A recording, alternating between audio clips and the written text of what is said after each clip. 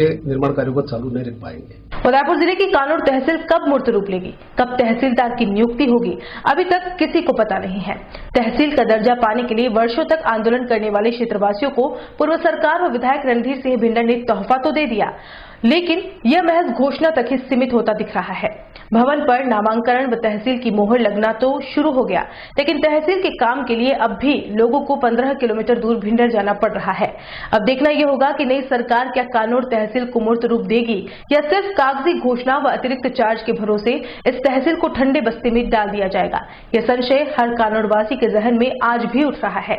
यही नहीं, यहाँ वर्षों से रिक्त चल रहे लिपिक का पद तक अभी तक नहीं भरा है, जिससे चतुर्थ श्रेणी कर्मचारी लिपिक का काम कर रहा है। मोहर तक सिमटी कानूर तहसील की पड़ताल के लिए जब हमारे संवाददाता अशोक श्रीमाली ने अधिकारियों से सच्चाई जानने का प्रयास किया तो मामले को नई सरकार के जिम्मे डालकर सभी सवालों से दूर भागते नजर आए। हाल देखें तो नव सृजित तहसील में केवल कानूर तहसील की मुहर लग रही है। जन्म मृत्यु प्रमाण पत्र, शपथ पत्र, खातेदारी, गैर खातेदारी के साथ भूमि रूपांतरण का कार्य तक भिंडर तहसील के जिम्मे किया गया है। यानी कानूर तहसील केवल नाम की बनी हुई है। तहसील संबंधी कोई कार्य यहां अभी तक शुरू नहीं हो पाए हैं। अगर हम आंकड़ों पर एक नजर डालें तो नई तहसील में सरकार ने एक भी कर्मचारी या अधिकारी की नियुक्ति नहीं की है, न ही नायब तहसीलदार को तहसीलदार का चार्ज दिया गया है। वर्तमान हालात को देखें तो तहसील चतुर्थ श्रेणी कर्मचारी के भरोसे चल रही है। यहाँ लिपिक से लेकर तहसीलदार तक के पद रिक्त पड़े हैं। चतुर्थ श्रेणी कर्मचारी तहसील के काम से आने वाले ग्रामीणों को जवाब देता नजर आता है।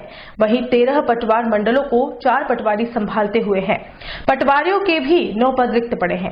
तहसीलदार की नियुक्ति, बजट जारी नहीं होना, अतिरिक्त चार्ज भी अधिकारी को नहीं देना, तहसील के रिक्त पदों पर नियुक्ति नहीं देने सहित कई प्रश्न आज भी आमजन के जहन में राजनीति को हवा दे रहे हैं। लोगों का कहना है कि कहीं राजनीति उनके साथ कोई छल तो नहीं कर रही। नई सरकार तहसील को मूर्त रूप देगी या फिर नाम व काम बदलने वाली राजनीति के पछड़े में कानूर तहसील का दर्जा ठंडे बस्ते में चला जाएगा। नगरवासियों को विश्वास है कि नई सरकार उनकी इस मांग व पूर्व सरकार की बजट घोषणा को गति देगी। इस पूरे मामले में नगरपालिका अध्यक्ष अनिल शर्मा का कहना है कि विभाग द्वारा तहसील भवन बनाने के लिए जमीन मांगी थी। 4 बीघा जमीन के लिए बोर्ड की बैठक में प्रस्ताव लेकर राज्य सरकार को भिजवा दिया है। वहां से स्वीकृति जारी होते ही जमीन का पट्टा जारी कर दिया जाएगा। भवन बनने से पहले तहसील का कार्य पुराने भवन में चल सकता है। वहीं बल्लभनगर एसडीएम अनिल शर्मा का कहना है कि तहसीलदार की नियुक्ति व बजट सरकार पर निर्भर है। नायब तहसीलदार को तहसीलदार का चार्ज जिलाधीश महोदय दे सकते हैं। मांग रखी जानी चाहिए जिससे तहसील का कार्य शुरू हो सके।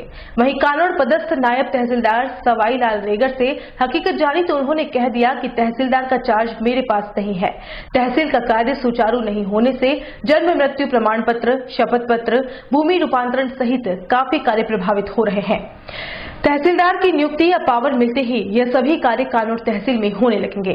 आपको बता दें कि चुनाव से पूर्व कांग्रेस से जीत हासिल करने वाले विधायक जी गजेंद्र सिंह शक्तावत का एक सभा में दिया बयान तो आपने सुना ही होगा, जिसमें शक्तावत जी ने साफ कहा था कि सिर्फ नाम की तहसील है, इससे फायदा तो कुछ नहीं होगा।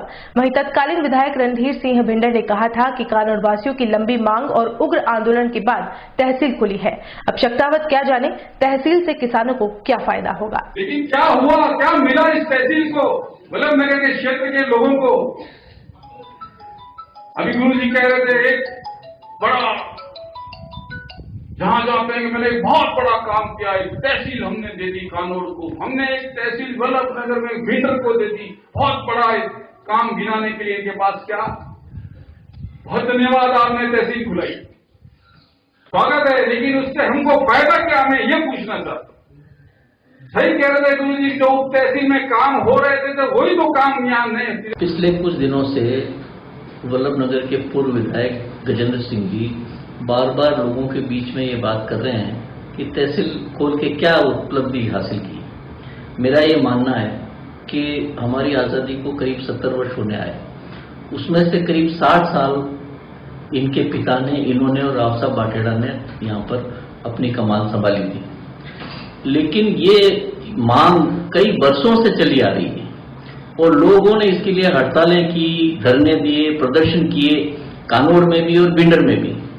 और मैंने लोगों की आकांक्षाओं को पूरा करने के लिए उन लोगों की इतने सालों की तपस्या को मैंने एक तरह से परिणति करवाई और दोनों जगह तहसील खुलवाने का काम किया। अब तहसील में क्या काम होता है, नहीं होता है, ये जानकारी अगर वल्लभनगर के पूर्व विधायक को नहीं है तो वो मुझसे आके पूछ लेंगे तहसील में क्या क्या काम होता है, बाकी किसानों के लिए तहसील का कितना हित होता है, तहसील खुलने से कितना फायदा होता है, इसकी जानकारी किसानों को भी है और आम आदमी को भी है। ये मुझे बताने की जरूरत नहीं है। यही नहीं, वो इतने बौखला गए हैं कि उनके एक कार्यकर्ता ने बाठेड़ा कला की सभा में ये कहा कि हम जनता से जूत लगाकर वोट मांगेंगे। ये वल्लभनगर क्षेत्र है भाई साहब, यूपी बिहार नहीं है। यहाँ पर लोग मिलजुल कर आपस में भाईचारे से रहते हैं। इस तरह की भाषा कोई इस्तेमाल करता नहीं है। मेरा उनको सुझाव है कि वो उन्होंने क्या काम अब तक किए हैं उसके बारे में बात करें, या वो भावी कार्यक्रम उनके क्या है उसके बारे में बात करें। इस तरह से बातें करके माहौल बिगाड़। सुप्रसिद्ध कहानीकार डॉक्टर आलम शाह खान की मीरा पर लिखी पुस्तक का लोकार्पण कार्यक्रम मंगलवार दोपहर लेक सिटी प्रेस क्लब के सभागार में हुआ। कार्यक्रम की अध्यक्षता प्रसिद्ध आलोचक प्रोफेसर नवल किशोर ने की, जबकि मुख्य वक्ता प्रोफेसर माधव हाड़ा थे। पुस्तक के संपादक पल्लव ने बताया कि उन्होंने प्रकाशक के अनुरोध पर मीरा के कुछ पद्य, उनके शब्दार्थ और भावार्थ इसमें जोड़े हैं, जिससे एक कमी पूरी हुई है। कार्यक्रम में डॉक्टर रजनी कुलश्रेष्ठ, आबिद अदीब, डॉक्टर मंजू चतुर्वेदी आदि ने डॉक्टर आलम शाह खान के व्यक्तित्व और कृतित्व पर